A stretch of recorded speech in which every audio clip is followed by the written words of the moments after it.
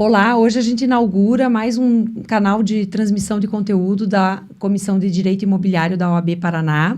Eu, Marina Talamini, e a Raquel Dombrowski, diretoras da Comissão de Imobiliário, vamos uma vez por mês trazer um convidado aqui num podcast que a gente vai chamar de Imobcast, para falar de temas de direito imobiliário que sejam do interesse da nossa comissão e que sejam relevantes. E para inaugurar essa nova fase, a gente convidou a doutora Michele Pinterich, que é advogada, é mestre em Direito Tributário pela Universidade Federal do Paraná. Ela é também membro da Comissão de Direito Tributário da OAB Paraná e do Instituto de Direito Tributário do Paraná. E ela veio conversar um pouco aqui com a gente sobre reforma tributária. Ela já esteve na nossa última reunião falando sobre os impactos da reforma tributária em contratos de locação. E hoje a gente trouxe ela para falar e conversar um pouco sobre os impactos desta reforma nos loteamentos, nas incorporações imobiliárias, porque a gente sabe que isso tem gerado muita dúvida, muita polêmica também. Exatamente. E eu acho que a gente, como participante aí desse mundo do direito imobiliário, nós temos recebido muita pergunta, porque você vai tratar com um cliente, você está fechando um contrato de parceria, o cliente olha e fala, você viu que vai ter essa reforma? E depois da reforma? Como é que vai ficar?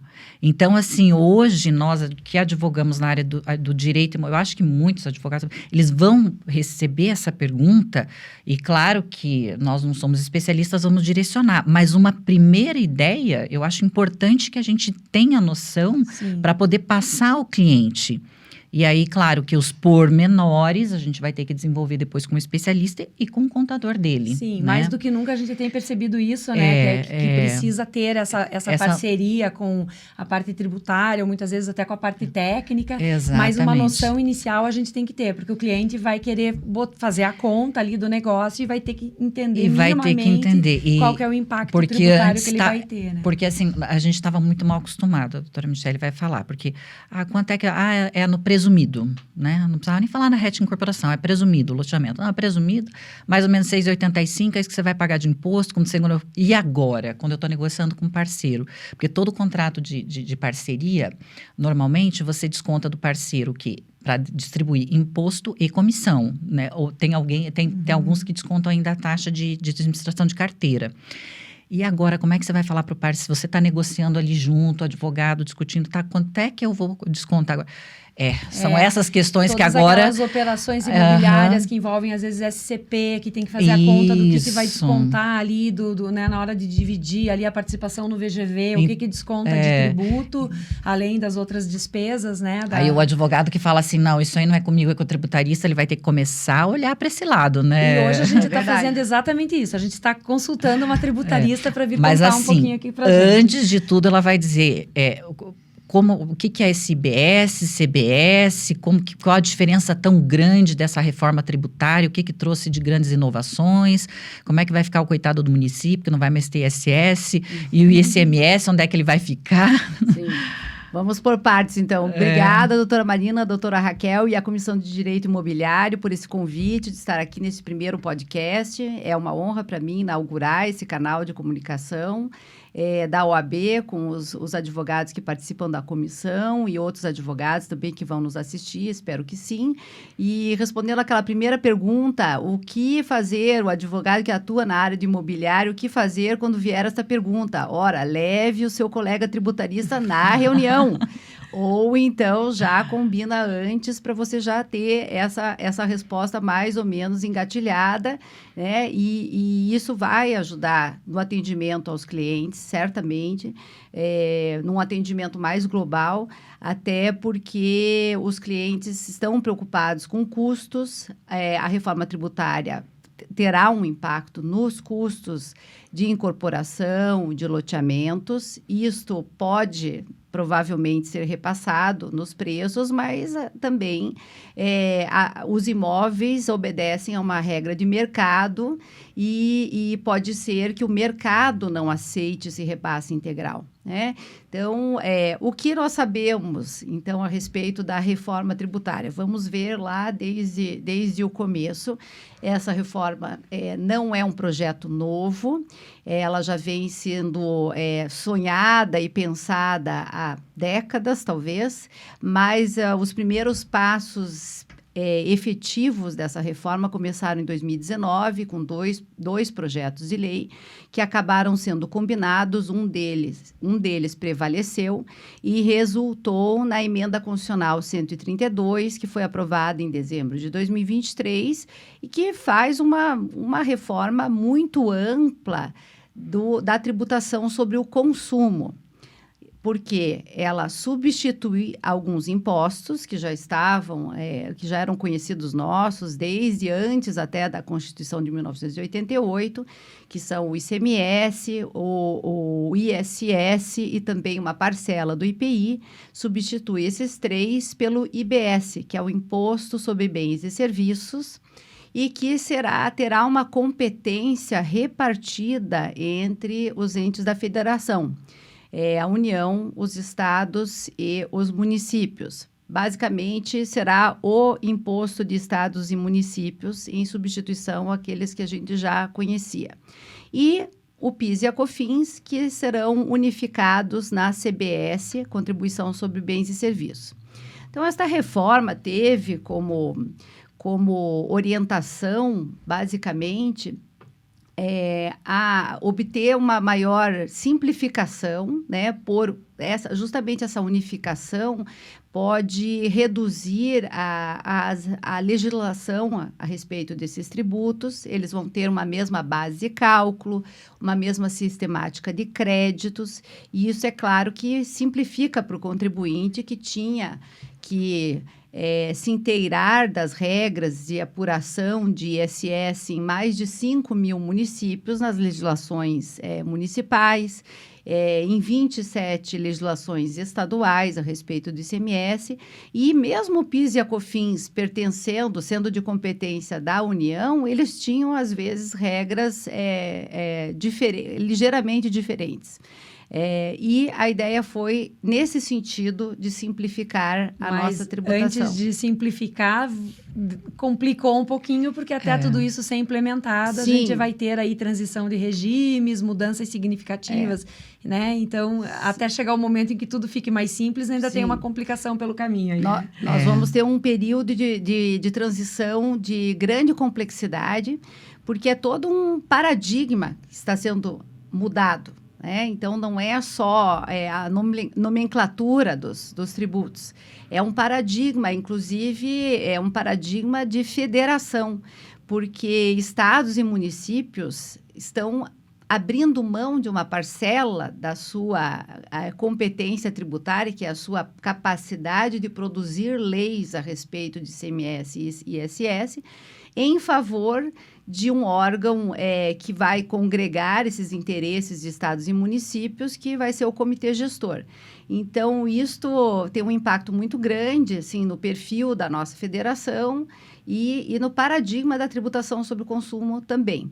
Isso traz complexidade, as regras de transição são complexas, a gente vai ter um período muito difícil de adaptação, que exigirá muito de nós, advogados, nessa interpretação e na orientação aos nossos clientes, mas a gente, assim, tem a expectativa de que, ao final, quando tudo estiver implementado, nós tenhamos um sistema tributário um pouco menos complexo. Né? Eu acredito assim, complexo, porque hoje o nosso sistema tributário, com os presumidos da vida, né, assim, ele é muito simples. Então, para quem tem para quem tem um faturamento mais baixo, é muito simples hoje. Então, hoje é mais simples para pequenos empresários, médios empresários, porque você tem poucas guias, né? O presumido, especialmente o super simples hoje, que até o ISS você recolhe junto. É extremamente simples. Só é complexo para grandes indústrias. Então, na verdade, assim, a gente vai ter o contador, ele vai ter que agora trabalhar um pouco mais, e é o que eu sempre digo. Lá nos Estados Unidos, eu tenho estudado muito o mercado americano. Nos Estados Unidos, por exemplo, um corretor lá, tudo que ele faz, ele pensa se ele pode descontar do imposto. Uhum. Porque lá, a gente aqui é lucro presumido. A gente só faz o seguinte, eu presumo que eu tenho 32% de lucro e sobre isso incide minha alíquota. É muito fácil. Agora, lá não existe lucro presumido. O vendedor de cachorro-quente, ele tem que fazer lucro real, que é difícil. Por quê? Porque você tem que ver qual é a despesa que você pode ou não deduzir do faturamento para ver qual é o teu real lucro. E aqui, a gente ainda provavelmente vai ter o lucro presumido para o imposto de renda, mas agora a gente vai ter que ter uma contabilidade real, porque as contabilidades das empresas, nós temos escritórios de advocacia, pergunta se o contador faz contabilidade. Não faz. Ele só manda a guia do imposto pelo que você faturou. Ele nem pergunta se você teve alguma despesa ali. Ele pede o teu extrato bancário, lança ali e a contabilidade está feita. E agora isso vai fazer bastante diferença, ver o que pode ser deduzido ou não. Fala um pouquinho fala um pouco dessa parte do crédito. Sim. Primeiro a parte do CBS-BS. Sempre, uma pergunta assim simples que eu vejo porque o pessoal tem dúvida. CBS-BS, existe alguém que vai pagar um, que não vai pagar outro? Vai ser sempre os dois juntos? Eles criaram esses dois nomes só para ficar mais fácil de separar a receita? O boleto vai ser um só? Então, a diferença entre IBS e CBS, os dois vão ter a mesma base de cálculo e um dos vetores da reforma tributária, além da simplificação, da diminuição da complexidade, foi aumentar a base de contribuintes. Ou seja, alguns setores da economia que não pagavam nem ICMS, nem ISS, vão passar a pagar o IBS. A CBS nós já pagamos, que seria o equivalente ao PIS e a COFINS, mas o IBS não. E um desses setores é justamente o segmento imobiliário. Incorporação imobiliária. Incorporação, locações. Loteamento. Construtoras já pagavam o ISS, né? Mas as incorporadoras na compra e venda de imóveis, né? O mercado imobiliário de um modo geral, exceto as comissões, né? Que já pagavam o ISS, a compra e venda em si de bens imóveis, assim como loteamentos, incorporações e locações, não tinham nem ICMS, nem ISS, e vão se submeter ao IBS. Então, esse é um reflexo desse vetor da reforma tributária, que foi ampliar a base de contribuintes. Então, você falou ali da base presumida, que é muito simples, realmente, de apuração, porque você não precisa se preocupar com notas de despesas, né, para abater. Agora, essa preocupação passa a surgir. O equivalente do lucro presumido em relação ao PIS e COFINS, atualmente, é o regime, o regime cumulativo de PIS e COFINS. Tá? Que é a opção de todos os contribuintes enquadrados no lucro presumido. Tá? Quem está no lucro real, daí é obrigado a optar pelo regime não cumulativo de PIS e COFINS, que admite os créditos. Mas o que aconteceu na prática, e ainda acontece, porque nós ainda vivemos sob PIS e COFINS, é que os créditos de PIS e COFINS foram sendo sistematicamente tolhidos e diminuídos e reduzidos e glosados pela Receita Federal por interpretações que foram feitas da legislação de PIS e COFINS. A legislação realmente tinha uma série de vedações a créditos e é isso que se quer melhorar em relação ao IBS e à CBS. Ou seja, a ideia é que o creditamento para efeito de IBS e CBS seja mais amplo. Tá? E vai ser um creditamento diferente, a apuração vai ser diferente. A ideia é que todas as notas de aquisições de insumos ou de tudo que compõe a atividade do contribuinte, elas já automaticamente, o crédito, ele apareça num conta corrente. Então, quando o contribuinte emitir a nota de venda do produto dele ou do serviço dele, seja qual for, ele já vai saber nesse conta corrente os créditos que ele tem e que ele pode se apropriar. Isso já vai automaticamente, e daí ele vai apurar o quanto ele deve pagar ainda de IBS e CBS. Não será uma apuração conjunta dos dois, as apurações são separadas, tá?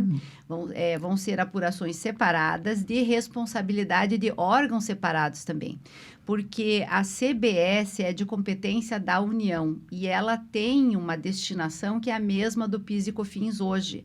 Elas são contribuições destinadas à Seguridade Social. Então, elas não são impostos. Elas têm... elas estão glosadas, elas né? têm uma arrecadação carimbada. E a CBS vai ter essa finalidade. A CBS substitui e mantém essa destinação de Seguridade Social carimbada. Ou seja, é um dinheiro carimbado que não vai para as despesas comuns da União, né? E já o IBS já é um imposto, ele não as receitas não são carimbadas como a CBS, mas são órgãos de gestão diferentes, então elas vão ser arrecadadas, podem ser pagas, talvez, não sabemos ainda bem se vão ser na mesma guia ou guia diferente, provavelmente em guias diferentes, porque tem destinação diferente. Mas então a destinação das receitas é diferente. Serão arrecadadas a órgãos diferentes. Michele, e a gente tem escutado muito falar nessa reforma que, né, como uma reforma que visou muito a questão do consumo, né, do imposto de consumo e tal, que antes a gente estava acostumada a calcular o imposto por dentro, né, como se ele estava sempre incluído, embutido nos valores. E agora a ideia é que justamente ele venha separado, discriminado. Sim. E então isso, nessas notas, todos esses impostos que vão incidir nessas operações, eles vão vir discriminados qual que é a incidência de cada um deles. Exatamente. E isso vai facilitar, então, também de quem efetua o pagamento, também vendo o que tem para se creditar. Explica um pouquinho para a gente. Isso. O cálculo também, essa é um dos propósitos da reforma, de maior transparência, né, e de menor complexidade. Porque o cálculo por dentro, como era feito, ele tinha um efeito pernicioso, que era de você não saber a carga efetiva tributária. Ou seja, você tinha uma carga nominal, um valor nominal, um percentual nominal, mas muitas vezes, principalmente em relação ao ICMS, o cálculo por dentro é uma regra absurda. Não vou nem entrar em detalhes aqui, mas o fato é que a alíquota efetiva do ICMS é sempre maior do que a alíquota nominal. Então, isso criava um desconhecimento da população, do contribuinte mesmo, e da população em geral, como consumidora final, de quanto estava pagando de tributos. Então, a ideia da reforma foi dar maior transparência e facilitar também para que as pessoas tenham conhecimento de quanto estão pagando, e o cálculo é por fora. Isto facilita o cálculo dos créditos, que vai ser, em tese, automático. Mas também traz essa sistemática de apuração dos créditos, vai trazer um maior controle das operações. Porque quem não pedir nota nas suas aquisições não vai poder tomar crédito. Na verdade, isso já acontece. Mas, assim, aquele crédito que aparece automaticamente, ele não vai aparecer. E daí o efeito para o comprador, né, seja ele o consumidor final, na verdade, assim, quem toma o crédito não é o consumidor final, porque ele vai fazer circular na cadeia. Mas o efeito para esse contribuinte que está ali no meio da cadeia de consumo, é que ele não toma crédito, logo o recolhimento dele do IBS, da CBS, no final vai ser maior.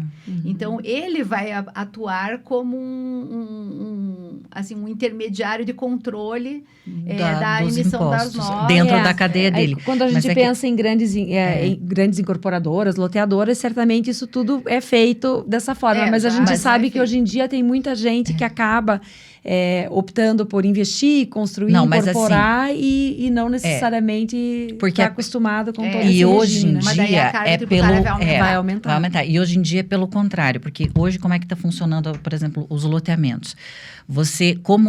Porque assim, quem está muito acostumado com crédito e débito é quem paga ICMS, que é a indústria.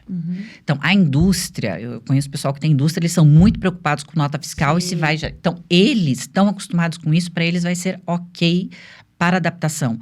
Para o nosso setor, isso é uma novidade, assim, é disruptivo. Porque você nunca se preocupou em pegar nota. Por quê? Porque o fisco, a grande maioria, até a MRV faz SPE e ela consegue fazer com que a SPE seja presumido. Então, assim, a grande maioria é presumido. Então, ela não se preocupa se a Marina vai dar nota. Porque o fisco não olha se a Marina deu ou não deu nota, porque eu presumi meu lucro. Então, é isso que a gente quer aqui alertar e que o mercado consiga ouvir esse podcast, para que eles entendam, e tem até 2033, para entender o seguinte: eles vão ter que focar na cadeia de produção. E o mais legal é que isso aí tende a trazer para o nosso setor industrialização, porque mão de obra própria não gera crédito. Então, isso vai ser disruptivo para o setor, porque... Puxa vida, eu sou incorporadora e construtora. Eu sou uma loteadora e eu contrato mão de obra e compro equipamento, ou alugo equipamento para fazer as obras. Antes isso aí gerava mais lucro para mim, porque eu não pagava a margem do empreiteiro. Mas agora, se eu contratar alguma coisa ainda que seja industrial, por exemplo, se eu ao invés de empilhar o tijolo com cimento, eu contratar a placa cimentícia já feita numa fábrica, eu vou ter um monte de crédito. E com isso, no final da cadeia, eu vou pagar menos imposto e minha margem pode ser melhor. E, em tese, o preço daí do imóvel que você está vendendo também pode ser menor, ou pode ser mais competitivo, porque hoje a industrialização no Brasil ainda não veio a todo vapor. Por quê? Porque ainda não é competitiva com o método atual.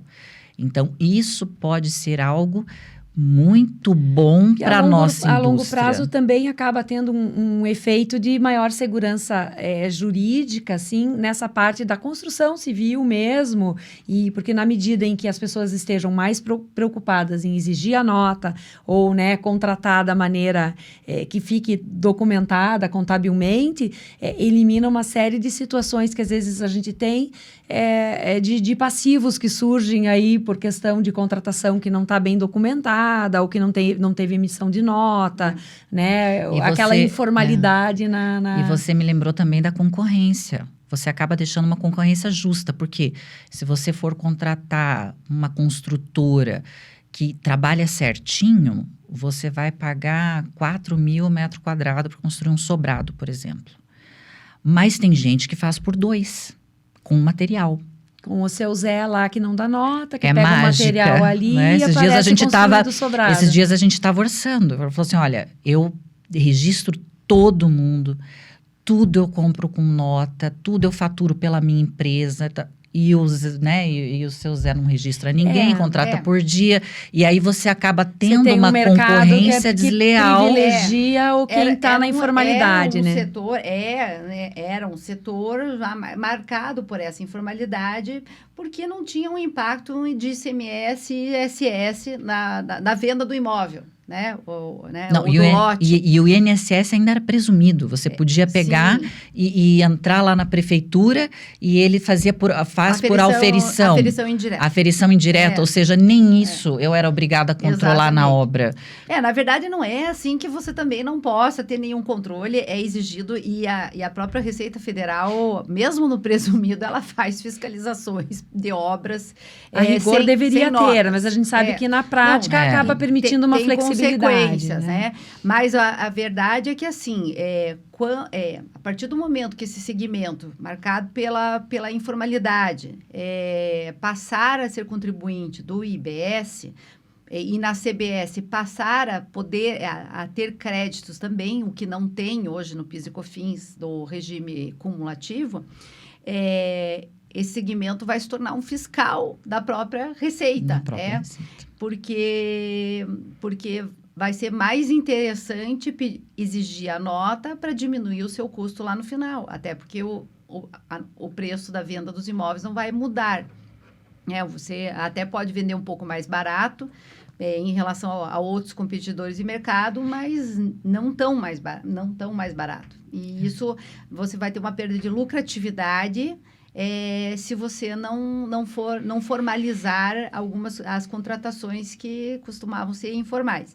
Então, esse é um efeito. E o setor imobiliário vai ser altamente impactado por isso, né? Como você falou, é uma mudança, é uma disruptura, é uma mudança de paradigma para o setor. A primeira coisa, por exemplo, que eu já falo para vocês falarem para o cliente de vocês ou quem estiver ouvindo que atua no setor, nota fiscal.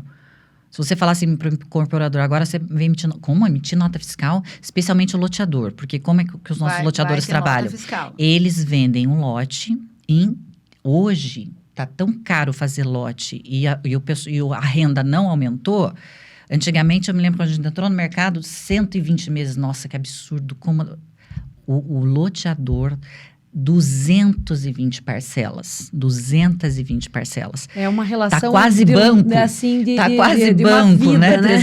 Então, assim, então ele vai ter que, para cada parcela, né, doutora Michele, para cada parcela, ele vai ter que emitir uma nota fiscal.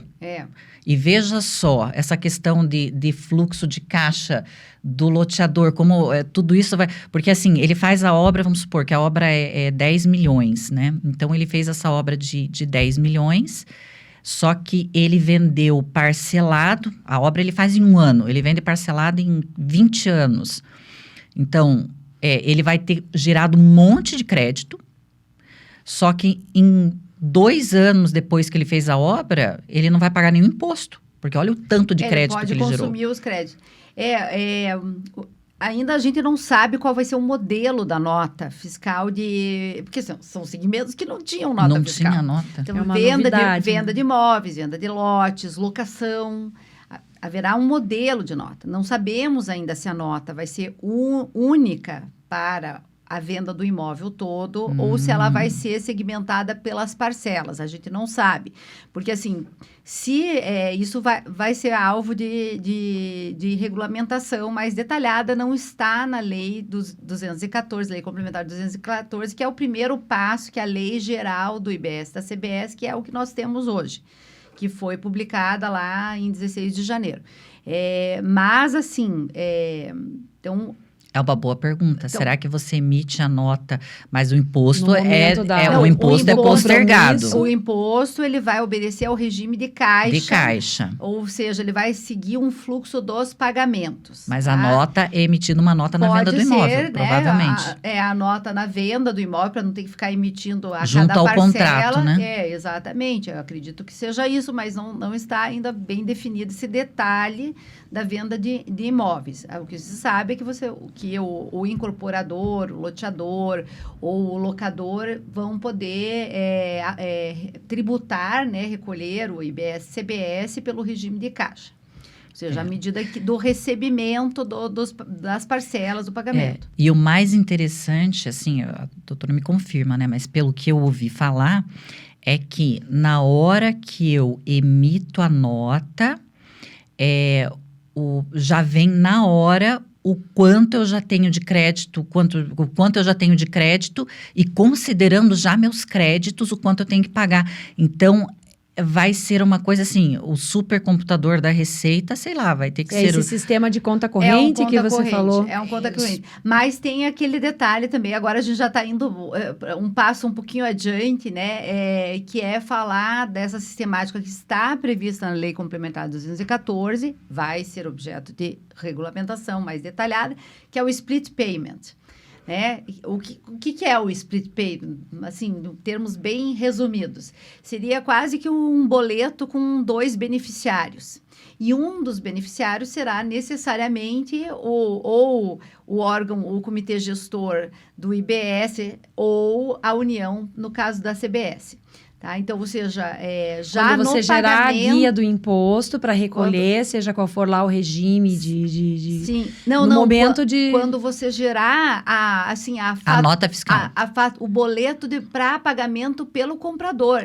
O boleto, já no tá momento certo. do boleto da venda. Já vai vir separado, Não, o comprador isso... já vai pagar o imposto direto. Quando o comprador de mercadorias, adquirente de serviços e do imóvel pagar aquele boleto, né?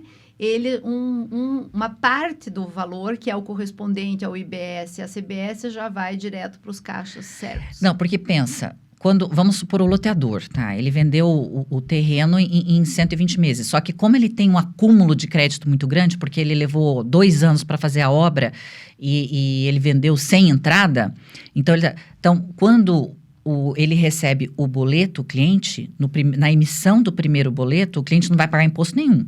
Então, ele não vai ver o imposto. Não. Porque tem créditos. Veja, o cliente vai pagar o imposto no preço. Ele vai pagar. Mas ele não vai embutido. ver... Quem não vai pagar é o loteador. Porque o loteador, quando ele for recolher o IBS-CBS sobre aquele valor da venda, tá. né? Ele vai ter uma apuração lá no conta corrente, né? E ele, nessa apuração, vão entrar os créditos de tudo que ele adquiriu para desenvolver. No cálculo do imposto dele é que acredita. Exatamente. Dele. Então, pode ser que tenha meses em que ele vá ter alguma coisa a recolher. E pode ser que tenha meses lá no começo, principalmente quando ele já nos primeiros anos, que ele não tenha nada a pagar, porque ele está amortizando todos os débitos que ele tinha com os créditos, ou seja, ele está compensando. E aí porque nesses primeiros meses ele não vai, porque o boleto, quando ele for emitir, aí ele emitiu o boleto, já teria lá o split. Nos primeiros meses não teria o split. Não. O comprador vai pagar. O consumidor final sempre vai pagar. Pagando, no dele que ele vai abater. No próprio dele, que ele vai fazer a apuração lá mensal, né, ao final do mês, é que ele vai falar, não, mas eu não tenho nada para pagar porque eu estou usando meus créditos. Tá? É isso. Então, assim, o split payment funciona no sentido de que todos os contribuintes nessa cadeia, né, ao pagarem pelo produto ou serviço, uma parte será direcionada, ainda não sabemos no detalhe, tá? Porque falta a regulamentação. Mas uma parte será direcionada já para os cofres públicos. Ou seja, reduz muito o risco de sonegação. Totalmente. Vai ser uma garantia de arrecadação. Não, e outra coisa, a gente se financiava muito com dinheiro do governo. Por quê? Porque eu emitia nota fiscal, se o meu regime era de competência, eu emitia nota fiscal hoje, mas eu só pagava 40 dias depois. Ou se fosse pelo regime de caixa, eu recebia hoje, depois de 40 dias é que eu emitia guia e pagava o governo. Isso. E muita gente não pagava, porque se ele pegasse dinheiro emprestado do banco, ele ia pagar 5% de juros ao mês. Mais caro. E o dinheiro do governo, muita incorporadora já fez isso. Hoje é Selic, né? Não tá tão barato. Hoje não tá tão barata, mas ainda assim é mais barato que o dinheiro do banco, viu? Está alta. E o que eu queria conversar com vocês um pouquinho também, a gente viu quando conversou sobre, lá na reunião da comissão da OAB, quando conversou sobre locação, que dentro aí dessas alíquotas com desconto, que o mercado imobiliário conseguiu alguns descontos ali para locação, tem uns redutores. Como é que está para essa parte de incorporação e loteamento? A gente tem redutores? O que está mudando principalmente de alíquota? Porque e o valor da alíquota, qual que é? Para a gente ter Então, assim, deixa eu só para finalizar o que a gente estava conversando antes sobre o split payment, tinha uma questão que eu queria só complementar, é que, então, assim, com split payment, se isto for efetivamente implementado em todas as operações, que é o que se espera, o incorporador, ou o loteador, ou ainda o locador de imóveis, vai ter que ter a consciência de que o valor daquele IBS-CBS não vai mais transitar pelas contas dele. Tá? Então, ele já vai receber o valor, o preço do imóvel, do lote ou do aluguel líquido dos tributos. Tá? Então, ele não pode contar com aquele valor. Não vai ter mais como fazer caixa com o dinheiro do imposto. Então, esse que eu só queria complementar. Bom, então, a respeito das alíquotas. Então, o que ficou definido é que, para todos os segmentos econômicos, haverá uma alíquota base e uma alíquota padrão. Esta alíquota base ou padrão ainda não está 100% definida, mas estima-se, pela sinalização do governo federal, que ela fique entre 26,5% e 28%. Tá? Uma parte dessa alíquota padrão, base, vai ser modulada pelos estados e municípios de destino. No caso de imóveis, vai ser o estado ou município de localização do imóvel. Tá? De destino quando se trata de serviços ou de mercadorias vendidas. Ok. Mas o setor imobiliário, já vislumbrando o impacto assim, de aumento de carga tributária, que é inegável, vocês vão, né, o setor imobiliário vai começar a pagar um imposto que não pagava. Então, assim, no mínimo, vai ter um aumento de carga tributária que pode ser maior ou menor, dependendo da atividade imobiliária e dependendo do tipo de créditos que cada atividade imobiliária vai permitir. Então, o setor imobiliário conseguiu no Congresso, enquanto estava sendo discutida o projeto de lei complementar 68, que se tornou a lei complementar 214, conseguiu negociar um redutor de alíquota bem interessante até. Então, é um segmento que conseguiu um redutor de alíquota. Era esperado um redutor de alíquota maior, estava-se falando entre 60% e 80%, mas o que de efetivo foi aprovado, está na Lei Complementar 214, para locações, um redutor de alíquota de 70% em relação à alíquota base ou alíquota padrão, e para incorporações, loteamentos, compra e venda, todo o resto da atividade imobiliária, inclusive construção imobiliária, um redutor de 50%. Tá? Então, considerando uma alíquota padrão de 26,5%, vamos só para a gente ter uma ideia aqui, o IBS e a CBS juntos, nas locações, teria uma carga tributária nominal de 7,85%, e para o IBS-CBS para as demais atividades imobiliárias de compra e venda, construção e incorporação, loteamento, de 13,25%. Tá? Essa é uma alíquota nominal. Por que eu enfatizo o fato de ser uma alíquota nominal? Porque, como o IBS e CBS vão permitir o uso de créditos, a alíquota efetiva ou real vai depender do quanto de créditos cada atividade conseguir abater. Então, assim, atividades imobiliárias que tenham um maior consumo de créditos, no sentido de você vai precisar contratar mais prestadores de serviços, ou vai precisar adquirir mais insumos, né, como erguer um prédio, por exemplo, aí a alíquota efetiva provavelmente vai ser menor do que 13,25%. Porque assim, qual que é o problema? Eu acho que esses 50%, pelo que a gente ouviu falar, assim, se você for perguntar para um construtor, ele vai falar assim, olha, 50% do meu custo é material, 50% é mão de obra. Isso é uma coisa assim que a gente tem na cabeça, né? Se você vai construir uma casa, por exemplo. Sim. O empreiteiro ele vai dizer para você, não, 50% aí a senhora já vê aí o material, os outros 50% eu vou cobrar 2 mil metros quadrados de mão de obra, 2 mil mais ou menos de material. Então, aí que vem um pouco da questão, porque... Primeiro, o terreno não gera crédito. Não, vai ter um crédito de abertura de estoque. Sim. Vai ter o crédito. Vai. de abertura de estoque. É o equivalente à abertura de estoque que nós temos hoje no PIS e da COFINS. Na PIS e COFINS. Sim. Né? Sim. Então, vai gerar... Mas tem regras, assim, bem específicas de como que isso vai ser computado, qual é o valor que vai ser considerado. Tem umas regras bem específicas. E eu vou fazer uma pergunta que eu não sei se já tem resposta, porque eu não sei se isso também já está regulamentado ou não. Porque, assim, a gente acompanha que, né, a maioria dos empreendimentos acaba adotando o regime especial de tributação do RET para ter uma alíquota que é vantajosa, né, normalmente vinculado lá ao patrimônio de afetação, etc., para ter, né, como é que fica o impacto disso tudo agora da reforma tributária? Isso não está regulamentado ainda. Porque o também. RET é 4%. Já vou explicar para vocês. Mas, assim, só voltando aqui um pouquinho no que a doutora Raquel acabou de falar, sobre, assim, eu tenho 50% de material, 50% de mão de obra. Quando a mão de obra é própria, você mesmo já cantou a bola ali, mão de obra própria não dá direito a crédito porque é folha de salários. Folha de salários não dá direito a crédito. Mas serviços contratados junto a terceiros, desde que tenha nota, dá direito a crédito. Só que vamos supor, o empreiteiro que prestou somente serviço vai recolher a alíquota cheia. Daí complexo, né? Porque sim.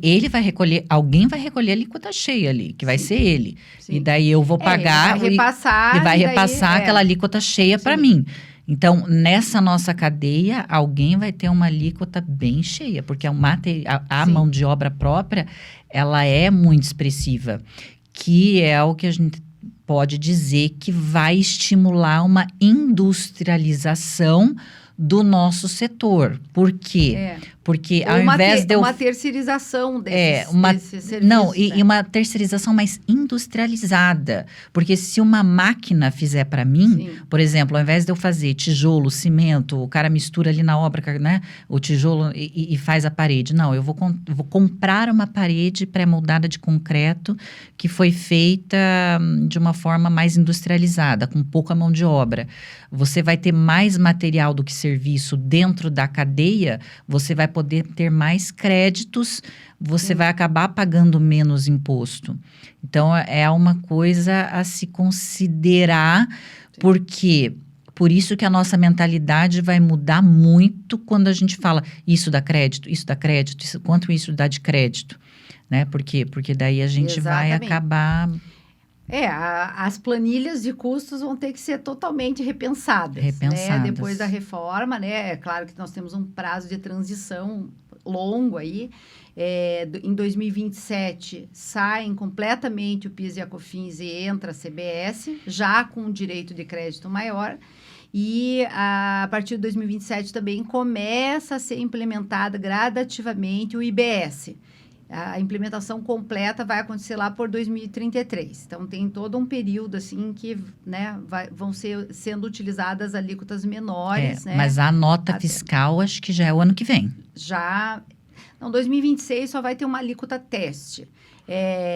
Alíquota teste de CBS. Mas, sim, a nota fiscal já começa... Não foi aprovado o modelo ainda... Mas a ideia é que ela já estivesse pronto o modelo para que, né, os contribuintes já comecem a aplicar a sistemática. E as prefeituras, porque a prefeitura e Estado, né? Tem gente que emite a nota pelo Estado, tem gente que emite a nota pela prefeitura. Sim, é que essa vai ser uma nota unificada do IBS. É que o modelo não foi aprovado ainda. Então, voltamos ao RET. Essa questão aí, nós vamos ter que ter um outro podcast, a hora que for regulamentado, que vai dar pano para falar. Com certeza. Então, mas o RET, então, o que acontece? A Lei Complementar 214, ela previu alguns regimes de transição para atividades imobiliárias. Então, o parcelamento de solo, o RET é um desses regimes de transição. Então, a Lei Complementar assegurou aos incorporadores a opção pelo RET, desde que eles exerçam essa opção, ou seja, tenham lá o patrimônio de afetação já registrado até 31 de dezembro de 2028. Tá? Essa é uma data limite. Aqueles que atenderem esse requisito, ou seja, que estejam aptos a optar pelo RET até 31 de dezembro de 2028, poderão assegurar uma CBS, que é a substituição do PIS e da COFINS, e só a CBS, ou seja, eles não vão pagar o IBS, tá? De 2,08%. Se eu não me engano, que é a soma já dos dois, né? Que é a soma dos valores de PIS e COFINS que nós temos hoje. Tá? Hoje, o RET normal, que não seja Minha Casa Minha Vida, ele paga 4% sobre a receita bruta das vendas das unidades beneficiadas, que estejam em patrimônio de afetação e beneficiados pelo RET, 4%. Então, o imposto de renda de pessoa jurídica e a contribuição social sobre o lucro, que são tributos sobre a renda, não são alterados com a reforma tributária. Então, eles mantêm no RET a carga tributária de 1,92%, que é bem interessante. Mesmo em relação ao lucro presumido, seria 1,92% do RET contra 3,08% no lucro presumido. Então, já é um benefício. Mas, por esse regime de transição, o incorporador consegue assegurar os 4%. E ele não paga o IBS. Ele só vai pagar a CBS sobre todas as unidades que ele vender sob esse regime. Tá? Então, assim, vai chegando, nós estamos em 25, 26, vai chegando 27, o pessoal já vai começando a acelerar a aprovação de projeto, porque até o final de 28 você tem que ter projeto aprovado, incorporação realizada e a adesão. Tem que ver se a adesão já... Porque hoje você entra com pedido e o além, né? Ninguém disse tem que ver se está certo. Vão considerar o requerimento ou se o momento que o protocolo, se é o protocolo que registra na matrícula. Ou se é quando a Receita diz tá ok. A Lei Complementar 214 não falou exatamente se é o do protocolo, mas assim, eu acho que em tese teriam que adotar isso, na verdade, vai ser regulamentado ainda, né? Então, existe um segundo nível de regulamentação da reforma tributária que não saiu ainda. Que são as INs, né? Que são instruções normativas, ou mesmo um decreto, pode ser que venha para complementar e regulamentar esses detalhes, né? Mas por esses critérios, pelo menos essas premissas que já estão estabelecidas ali, tudo indica que vai ser vantagem até 2028 correr com os projetos. Para ter o patrimônio de afetação. Veja, em relação às locações que tem um regime de transição também, a gente fez até um alerta em algumas falas minhas e de outros advogados que já falaram sobre o assunto. A gente fez um alerta de que o regime de transição, além de ter regras mais difíceis de serem cumpridas, porque exigia que o contrato de locação tivesse sido assinado e comprovadamente assinado com firma reconhecida em cartório ou algum tipo de comprovação. Ou eletrônico, né? Com assinatura eletrônica, até 16 de janeiro de 2025, que foi a data da publicação da Lei Complementar 214. Então, quem não atendesse a esse requisito já não pode optar pelo regime de transição. Mas, lá, o prazo limite dos benefícios daquele regime de transição para as locações, que é basicamente não pagar o IBS e pagar uma CBS de 3,65%, que é o que se paga hoje de PIS e COFINS, o prazo limite ele é mais curto pelas contas que a gente fez. Ele é curto e ele, assim, talvez não representasse uma grande vantagem, porque quando se opta por um regime de transição desses, tanto do parcelamento de solo, RET, locação, o contribuinte abre mão dos créditos. Ele não pode tomar créditos. E, então, a gente recomenda que o contribuinte faça algumas contas, alguns cálculos. Na incorporação, esses cálculos, acredito que já tenham sido feitos para a própria opção ao RET, que hoje as incorporadoras, né, fazem a opção para o RET porque é altamente vantajoso. Então, assim, se o regime de transição aceita que a opção seja feita até 31 de dezembro de 2028 e mantenha os mesmos 4% até que todas as unidades sejam vendidas, eu acredito que a adesão será maior, talvez, do que em relação às locações, tá? Porque a conta já foi feita, né? mas é como manter exatamente como está.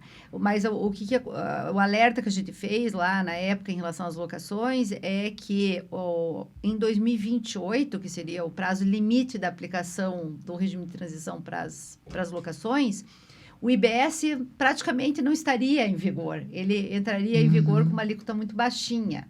Então, não faria muita diferença, né? Sabe? Então, assim, porque quando a Lei Complementar 214 foi publicada, 16 de janeiro, quem não tinha contratos assinados ou ainda estava em vias de negociação dos contratos ficou desesperado. Falou, não vou conseguir atender isso porque não vou conseguir assinar até 16 de janeiro.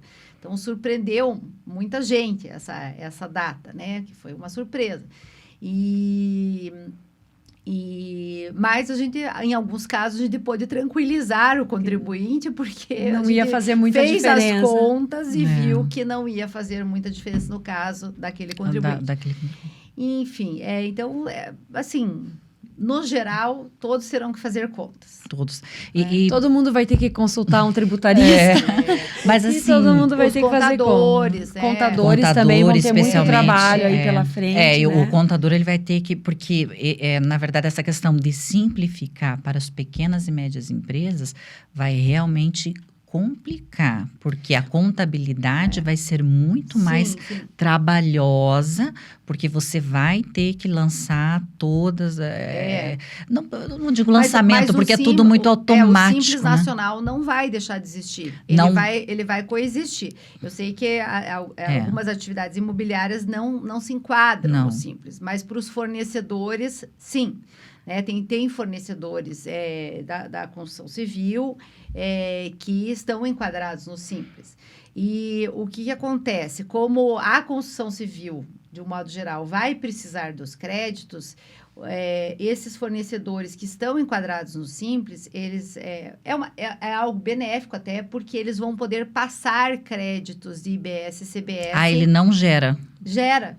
Eles, assim... O Super Simples vai gerar? Vai gerar créditos para os clientes de quem estiver no Simples. Então, você contratou um prestador de serviço não, por exemplo, lá na tua obra. Nós, advogados, normalmente, por exemplo, eu estou no Simples Nacional. Sim. Então, eu estando no Simples... Vai gerar. Eu gero crédito. Vai gerar crédito para quem não está no Simples e vai tomar crédito para IBS e CBS. Isso vai é muito bom. Crédito. Só que vai ser um crédito menor. Porque o IBS e CBS vão entrar lá terão uma alíquota reduzida. Então vai ser na alíquota que eu recolhi de IBS e CBS. Daí você passa... É o que eu vou passar. Porque é uma sistemática de crédito físico. Ou seja, o que o teu fornecedor recolheu, destacou na nota de IBS e CBS, é o que você vai tomar de crédito. Você como comprador daquele produto ou serviço. Então, em razão disso... Isso também vai gerar uma necessidade de as próprias empresas enquadradas no Simples fazerem suas contas.